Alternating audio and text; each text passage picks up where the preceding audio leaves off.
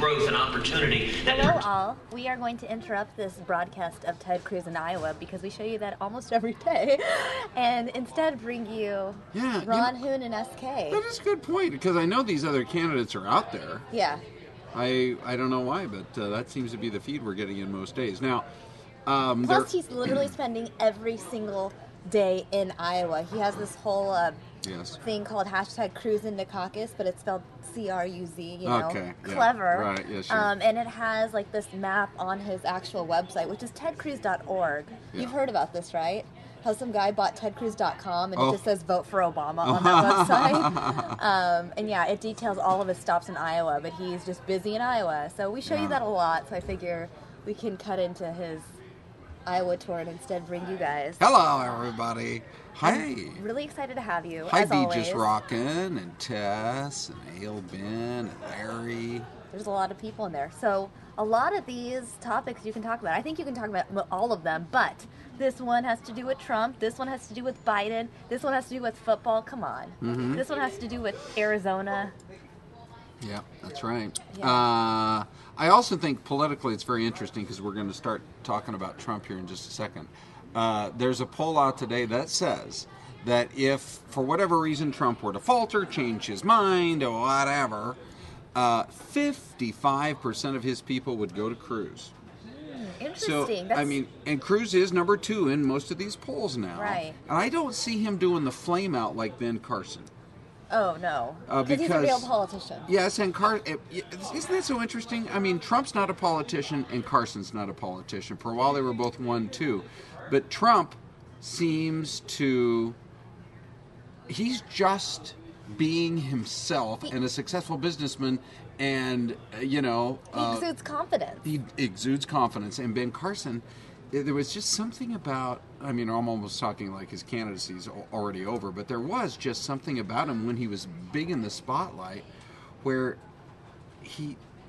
it's almost like he doesn't have the persona to fit the times. Well, I also think you have to take into account what they're, what they spent their life doing. So you have Donald Trump, who's a businessman. Yes. He is used to taking on a leadership role. Yes. He knows about business. Obviously, the economy is an issue here in the United States. Yep. So you have all of that. Then you have Ben Carson, who is a doctor, a very successful doctor. He's very intelligent, but you have to factor in, okay, what skills does he bring to the table? Yep. You know, he doesn't necessarily have that businessman leadership or that authority on the economy. Right. Yes, Donald Trump may not have as much experience when it comes to foreign relations. Yes. But he still has done business dealings outside the United States. So, again, he has, I guess, more credibility in that realm than a Ben Carson. People like Ben Carson. They like who he is. You know, some people agree with what he stands for. And his personal story is great. It's a great personal story, and he seems like a very nice person. But I guess when push comes to shove, you want someone who's able to lead the country with some experience in some capacity. And so was it that he got his time in the spotlight and people just thought he's just not the right man? Or was it that the world changed just slightly after the Paris attacks to the point where people said, no, we just can't have a nice guy. We have to have a tough guy. I don't think it was the Paris attacks. Okay. Oh, you think it was San Bernardino? No, I don't think it was either of those. Really? I really think it was just a Ben Carson thing. Okay. I think there was all this attention, but then the reality was he had some moments where he misspoke. Right. Yeah, right. And he never fully stood out in those debates. Right. And I think just objectively, he had his moment in the spotlight, and then that was that. I don't really think it was a terror attack that caused Ben Carson to fall necessarily. Yeah. Yeah. You know, Tess in the chat room, I still like Dr. Carson. I remember when Tess was like Carson's #1 fan in the chat room, but now she's giving Rubio her vote. Well, and that's interesting talking about Rubio, because the bottom line to this thing about Trump and Cruz is that if, for whatever reason, Trump looks like he's not going to win and people are second-guessing themselves or whatever, the vast majority of his supporters are going to go to Cruz. To me, that says the nominee is either going to be Trump or Cruz. You could put one or two others in there who maybe have an outside shot, and I think Rubio is probably the other one, because I just don't think it's going to be Jeb Bush. I don't think it's going to be Ben Carson. And unless Chris Christie, I don't think it's going to be John Kasich. And it's not going to be Rand Paul. It doesn't look like it's going to be Carly. Huckabee. Remember It's not going to be Huck, and now we know it's definitely not going to be Pataki. Or Santorum. Or Santorum. Well, he's still in it. But. I know, I'm just saying there are all Yes. these people Right. in the mix Okay, that we but- keep forgetting about. I would like to see them put the top 4 on the stage and quit wasting time Well, with people Fox who... News is doing something like that. At the end of the month, the Yes. debate that's scheduled for, I think, January 28th, Yes. they're narrowing it down, I think, to the top 6. I think that's true. Yeah, Yeah, but I could even see him going more because Jeb Bush. I just don't think Jeb Bush is going to win. And They're he's in there at probably- about 5 or 6. The right thing now. is, though, they're still going to let Jeb on the stage. I know. Jeb has too much, his family has too much political clout for them to just exclude him from the stage. I think so. Unless he literally was polling at 1%. But so let's just continue the discussion. So if it's Trump or Cruz, Oh, get out. highly most likely Trump or Cruz, and then you have Rubio in there. Who, if you were going to pick your top 4, because that's the sort of the way we are as a country. You have Final 4 when it comes to March Madness. You have the Final 4 in the National College Football Championship thing. Who are your top? Who are the other 2 besides Trump and Cruz that even have a chance anymore? Do you agree with that? Trump, Rubio's Cruz, one of Rubio. them. Oh, yeah, for sure. Rubio. And as much as it doesn't show in the polls, I would still put Jeb in there. And my logic is based on what feeds Fox National sends to us. Adam- So Fox National sends us all these feeds from different campaign events every day. Yes. And we know that all of the candidates are campaigning. That's but they right. don't send us feeds from all of the candidates. That's they true. send us Ted Cruz, Yep. Rubio, Yep. Jeb Bush, Yes. and Donald Donald Trump. Trump. Right. We do get Kasich once in a while, Right. and we get Chris Christie once in a while Yeah. as well. But Yeah. outside of that, Yeah. we don't get Carly anymore. We don't really get Ben Carson much. We got Ben Carson yesterday or the day Right. before, Yeah. but still, Yeah. I'm just, Yeah. I'm going based off of frequency of events sent to us from Fox National. It's an Well, educated guess. Yeah, and let's see. So Adam still likes Carly in the top 4. She's just got to do something. AL says I'm moving toward Rubio too. Carson needs something that can refresh the thought process for his supporters because that's really a great way to put it. Despite the fact, like we said, he has his personal story, he just sort of seems like his time has already come and passed. Who knows? Tess saying I could plug my nose and vote for Cruz if he is the nominee, but I wouldn't like it. Rubio will have my Arizona president primary vote. And Tessa's top 4 says Rubio, Trump, Cruz, Carson. Ale's asking, Christie's still in the race? Yeah, he is. Yeah, well, here's the thing about Christie. He's almost not paying attention to Iowa because it's more religious conservatives versus in New Hampshire it's more libertarian conservatives, and he thinks he can appeal to them. So Right, Ted Cruz has Iowa kind of on lock. I mean, Yeah. he is doing his Cruise in the Caucus tour also. Yes, There's right. that. Right. And it does look like these candidates really look like they're enjoying themselves in Iowa. They get the big buses, and they go out in the snow. But Bernie Sanders also in Iowa today. We're going to hear from him in a little bit are as you? well. Yeah. Okay. I think Yeah. there's an event scheduled for 11 a.m. our time. Well, it's interesting who that 4th person would be, but I really want to see him. If the voters won't do it because it's still so far out, and the RNC won't do it, I'm glad the networks are whittling it down. I had a dream about this election last night. Now I'm just remembering. Okay. And John McCain was in it. Yeah. Because why not? Yeah. And it was because I remember hearing that whoever John McCain ends up endorsing Yes. is going to be the nominee. Someone said that. Was it you? No. Was it Steve Kraft? Was No. it someone else entirely? I heard that somewhere. And in my dream, you have John McCain revealing who he's going to endorse with a piece of paper and showing it. And now I can't remember the face on the paper, guys. Oh, wow. And I'm really upset because I feel like if I wrote this down in the morning, I Mm-hmm. would remember whose face it was. And it's really upsetting me. Well, now. think about it for a second. I Think can't. about it It's while like- I tell my story of my dream. Did you have which John was- McCain in it? No, I was driving in downtown Phoenix, and they're on the left-hand side of me. I think I must have been coming up Central at about the cityscape, because we were heading north, and all traffic was going that way, and there was an out-of-control semi next to me. And I had to jump out of my moving vehicle, climb onto the cab of the semi-truck to help the guy who, for whatever reason, his truck was out of control. How about that? So you were a superhero. I was a superhero in your dream. in my dream. Your dream Hey, has nothing to do with the 2016 election. No. How and- come Dream Rob isn't Yeah. more involved in politics? I don't know, because if I Did I don't just call dream, you Rob you instead of did, Ron? you did. I was going to blow past it. If I don't make myself a superhero in my dreams, nobody else is doing it. How do you know? Well, you Maybe haven't. someone in the chat room is dreaming of Ron, Super Ron. Oh gosh! All right. I guess I'm just so caught up in my job that even when I'm sleeping, I think of election 2016. Oh boy. Speaking of election 2016, we can move over to the Democratic Party. Boom. Okay. Bullet point number 2. Yeah. This made me so sad when I saw the story trending because, as you all know, I really wanted Joe Biden to run, mostly because of his story and the fact that his dying son wanted him to run. And I see this headline on Facebook trending nationwide about how Joe Biden regrets not running for president every single day. So that was when you got up this morning and you were checking Facebook. I saw it this morning. Okay. He said it was the right. He said it was. I don't know if he said the best decision or the right decision. It was the right decision for me and my family. But he regrets it every day, and I regret it too. Yeah. Okay. Because we cover the primaries. Yeah. And we have so much to choose from within the Republican Party. Yes, we do. And I just don't think it's fair. And we don't talk very much. And the Democrats purposely, don't want a race because all the powers that be in the Democratic Party simply want Hillary Clinton to get the nomination. That's why they're having all these debates on Saturday night, so that no one watches it. So that nobody watches and she won't stumble. Honestly, it's a sort of a setup. I hate to tell you. Do you think it would be super different though if Biden said yes, that he was going to run? Well, here's a scenario. That would have just completely divided the Democratic Party, I assume. Here's a scenario that I think is unlikely, but it is plausible. What if?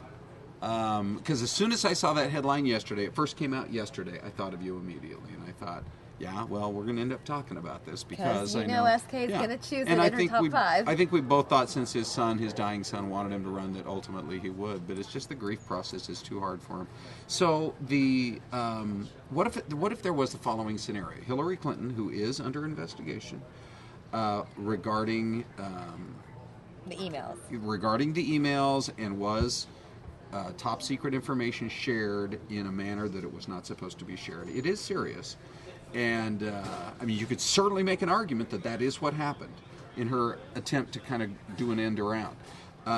Let's say that the Justice Department, the FBI, decided that there was wrongdoing and that charges needed to be filed. Let's just say, because there is an investigation underway. Right. Bernie Sanders is not going to get elected president. We're not going to elect a socialist. So then who steps forward? Can Biden step up in that scenario? Absolutely he could. Well, obviously Biden seems like the logical choice. I've left you speechless. Well, because we don't, I mean, if Hillary Clinton wasn't running to begin with, Biden would have run. Grief process or not. Larry says he still thinks maybe Elizabeth Warren will jump in.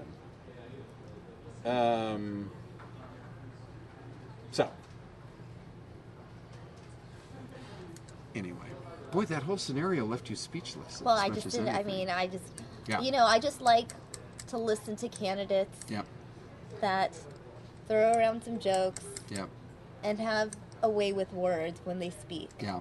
Well, and there's certain people you like watching and certain people that don't necessarily capture you as much. And people like watching Donald Trump speak, right? Well, People, whether you like him or hate him, you can't deny that Obama has a way with words. Yep. Well, that was the whole knock on him before he was ever elected, is what has the guy ever done except given some really good speeches? You know what? If you're a good speech giver, that automatically gives you like an extra 10 points, I think. Oh, gosh. I just saw a quote from Napoleon Bonaparte, who said, the job of a world leader is simply to inspire his country to have a greater hope. That was his whole slogan, wasn't it? Of a leader. Basically, yeah. So, right, because at the end of the day, you are going to hire people on your staff. You're going to have a staff of intelligent people that are going to, do most of the work. I mean, I'm not saying the presidents don't do any work. They do a lot of work, but you get what I'm saying. I get what you're saying. Yeah. So, I don't know. I found it interesting that Biden chose to put that out there. He could have simply said, look, I just don't want to talk about it. It's still too hard, but but he is really an honest, open guy. So I actually don't think he's trying to tweak the process. I don't think he's trying to lay any groundwork. I think he's just being honest that he really regrets Joe Biden is Catholic. There are a lot of Catholic people here in the United States. Correct. that may vote just based on that. Yeah. I mean, have we only had one Catholic president, John F. Kennedy? Let's think about this I now. think so. You're the history expert. Okay, so JFK, there was so much really weird, biased attitudes toward people who were Catholic in the 50s and 60s. If I remember right, Norman Vincent Peale, beloved Norman Vincent Peale, at one point when JFK was in the process of running, said he wasn't sure he could even vote for him because he was Catholic. Wow. Norman Vincent Peale. Anyway, I mean, so I don't think so. After JFK, then we had Johnson. He was not Catholic. Then we had Nixon, who was Quaker, and then we had Gerald Ford, who was, I think, maybe Episcopalian. It's weird that I know these things. Ronald Reagan, actually, I don't believe he was Catholic, but I think either his mom or his dad was Catholic. But I think he was Presbyterian. And then George Bush was, I think, Episcopalian. So, anyway. And then Clinton. Bill Clinton was Baptist. I knew it because he's Southern. Yes. So was Justin Timberlake. Things I knew from my Justin childhood. Timberlake is a Baptist? I don't know if he still is, but at least when I was a kid, raised? Okay. and I was, I knew everything about NSYNC. Okay. Yeah. Yeah. So it's a Southern thing. Yeah, I guess so. So anyway, Biden would only be our second Catholic president. That's amazing. I think there are a handful of candidates, though, that are Catholic, right? I feel like we looked into this when the Pope was in town. We talked about it. Yes. Jeb Bush is Catholic. Yeah, He Jeb converted Bush, to the Catholic Church. A couple other candidates. Yes. Marco Rubio, is he Catholic? I believe he is Catholic. Is Ted Cruz? And I don't think he... Is Chris Christie? No, I don't think. There's Cruz an article. Chris Christie is Catholic. Yeah, yes. I swear there was an article, and it was like 5 of the GOP candidates, right. Yeah. or 5 of the presidential candidates, or something like right. that. Rick Santorum might be Catholic. George Pataki could have been again. I don't see Pataki getting back in the race at this point, so I'm a little downhearted. He already quit. No, I know, but I can have hope. Nobody else is beating that Pataki. SK, just because they popped it up. You want to use it? Well, they only showed us the White House because they cut out a Ted Cruz. I know. But it's, there's going to be a new occupant there in just almost exactly 1 year to the day. It's like a year and a week. Yep. And it's a cloudy, misty morning, kind of like Phoenix was yesterday. Oh, yeah. We had Weather Watch all day on News Now yesterday. All right, so we've hit 1 and 2. Mm-hmm. I showed them Affluenza Teen Mom in Court 3. Yes, right. You want to talk about this one right here? Because you were around here in Arizona when this happened. Yeah. Today is the 5th anniversary. Yeah, and Gabby Giffords, interestingly, last night was at the President's Town Hall. Right. That was another thing that we needed to talk about on guns. Yes. Did you watch all of it, some of it? I watched about the first 45 minutes, then I had to go to bed. You guys know I've cut the cord. Oh, that's right. So I just saw the clips that were sent to us on Fox National. Well, one of the points that Obama made was that because Chris Kyle's widow, the American sniper, she got up and spoke. I know. A woman who was that was trending. And a woman who was a rape victim in Colorado got up and spoke, and they both basically said the same thing because the NRA was invited, but they didn't want to come. So there were people who were definitely strong on gun rights who were there, and they both said, just, don't be doing things that are going to restrict my ability to protect myself and my family, especially as a woman. And so his comeback was, you guys have already, I'm almost 100% sure you guys have already passed your background checks. And then he looked around the room and he said, I would bet almost anybody in this room who owns guns have passed background checks. Right. I think the thing that was trending on Facebook just now, #GunsInAmerica, saying Obama criticizes NRA for creating imaginary fiction and gun control debate at events. Yes. The way it is described is that we are trying to take away everybody's guns. Right. Our position is consistently mischaracterized, is what Obama said in the town hall yesterday. So no one is rounding up anyone's guns. They're just Correct. Implementing stricter background checks, I think, is the idea. Basically, yeah. And to me, actually the most interesting thing, so we made that point, which is you guys have guns. You can probably buy more guns. You have been able to pass background checks, and I think everybody has. So what we're trying to do is just tighten it a little bit more so that the people who do use the loopholes to not have to get a background check, because for whatever reason, they don't want it known that they, like San Bernardino, they had to go through somebody else, right? They had to have a buddy go do it for them. So those kinds of things. So that was his one point, which is we're just trying to tighten it up enough that those people who, for whatever reason, are literally trying to go around the system, see if we can't have a more efficient background check system. And then the other thing, to me the most interesting thing, was he called on this Catholic priest whose parish is in probably the worst neighborhood in Chicago. I forget the guy's name, but he said it's easier to get a gun in my neighborhood than it is to go out and get a computer, which I think he meant like an iPhone or an iPad or something, because nobody goes out and buy desktop computers anymore. So then Obama followed that up by saying, everybody talks about how Chicago has the strictest laws in the country, gun control-wise, but what happens is, right next door is Indiana, and they have some of the loosest gun control laws. And so in this Catholic priest's neighborhood, somebody will go into Indiana and buy a van load full of guns then sell them, and come to the streets of Chicago and just sell them for cash. And probably make a lot of money off of it. Makes a lot of money, and there's so many guns in those areas that other people, understandably, feel like they need to be protected. Mm-hmm. So they end up buying guns, and it's a bad scene in Chicago. So I have this story from Fox National highlighting yesterday's discussion about guns with Obama. We can play this, and then I do want your take, though, on what that day was like 5 years ago. Oh, that's right. Right here in Arizona. Okay. So let's go ahead and watch this clip, and then we'll get back to that 5th anniversary discussion. President Obama once again working to make the case to the American public for new, tighter rules aimed at curbing gun violence. We want to put everybody on notice. If you are making a profit and repeatedly selling guns, then you should have to follow the same rules as every other gun dealer. The president taking questions in Fairfax, Virginia during an hour-long town hall event on guns Thursday night. The laws that we create don't stop these horrific things from happening, right? And that's a very tough pill to swallow. Right. At one point, Michelle turned to me and she said, if I was living in a farmhouse where the sheriff's department's pretty far away, I'd want to have a shotgun or a rifle to make sure that I was protected, my family was protected. The National Rifle Association declined an invitation to participate in the town hall, the NRA calling it a, quote, public relations spectacle. This president's trying to create an illusion that he's doing something to keep people safe. He needs to do that because the truth is his policies have failed miserably. All of this following Mr. Obama's announcing Tuesday a series of executive actions he's taking, including trying to curb currently unregulated online and gun show firearms sales.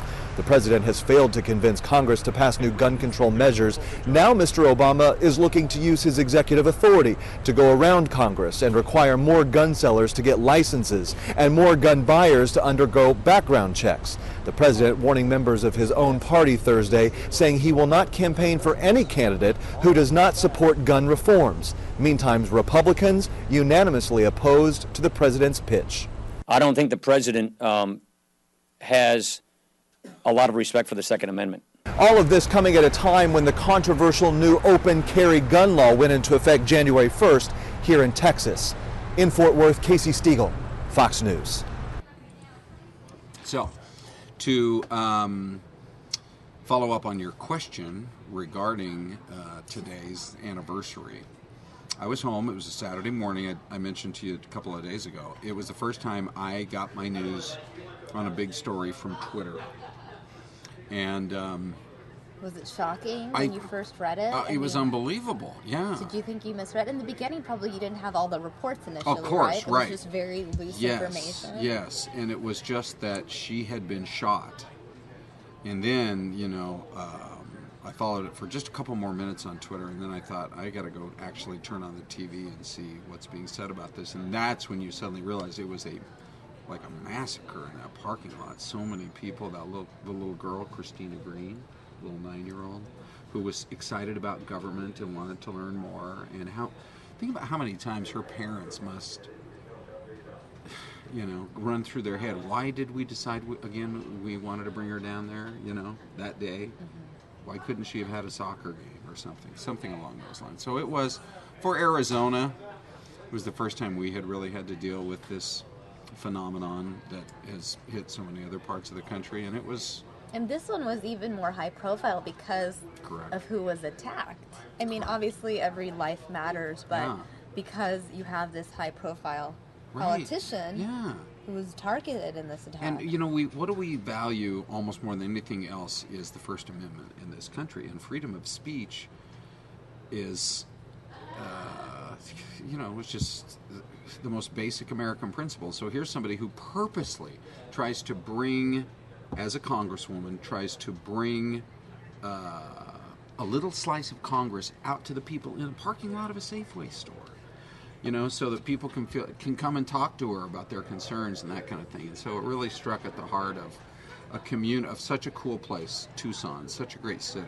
It struck at the heart of, just the regular give and take that congressmen and women have got to be able to have with their constituents. And it just, in so many ways, it was just so horrible. And then... What was it like here in the newsroom?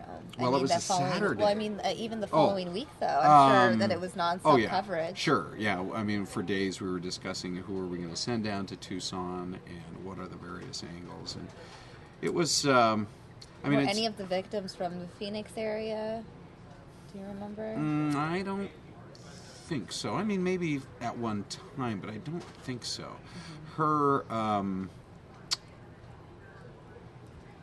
it was extreme. There were reports that she had been killed.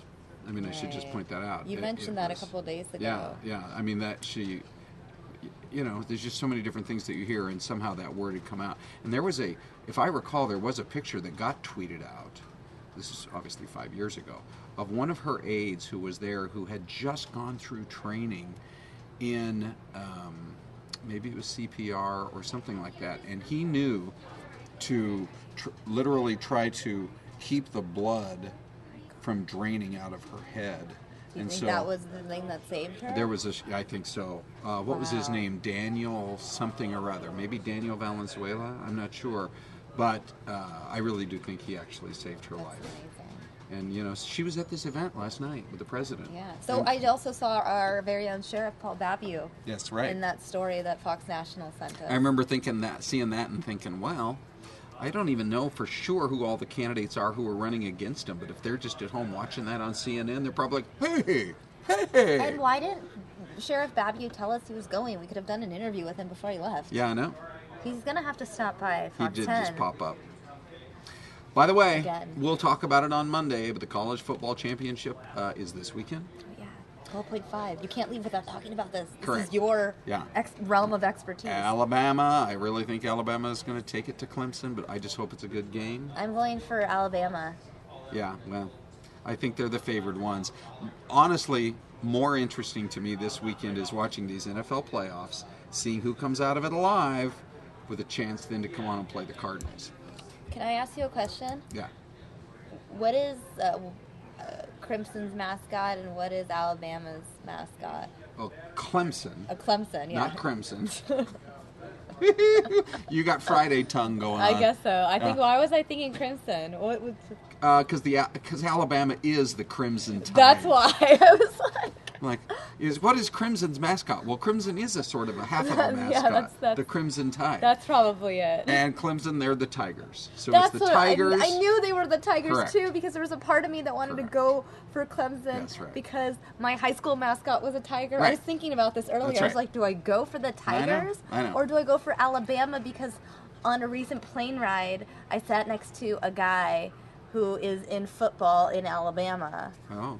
Wow. And we talked about Alabama and football for a really long time. You're going to have to think this through. I chose him over my high school mascot. That's because you're a people person.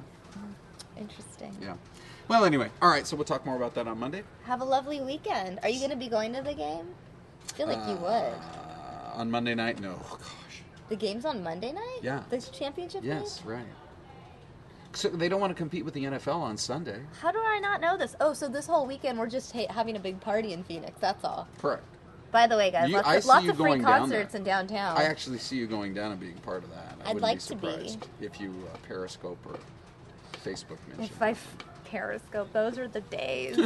Hey, you used to, your description was, quote, daily Periscope. I know, and I stopped. I think I took it out. Hopefully I did, because I don't go edit it. Periscope daily. Just say monthly Periscope. Right now I'm at yearly. I only Periscoped once in 2016. Okay, I gotta go see it. Bye, Ron Hoon. Good times, guys, with Ron Hoon, as always. We have that live event coming in, continuing from Texas. The future of the DA's job in jeopardy, possibly. This is the Dallas County DA. Her ability to work is in question because of her mental stability. Let's watch. Let's listen in.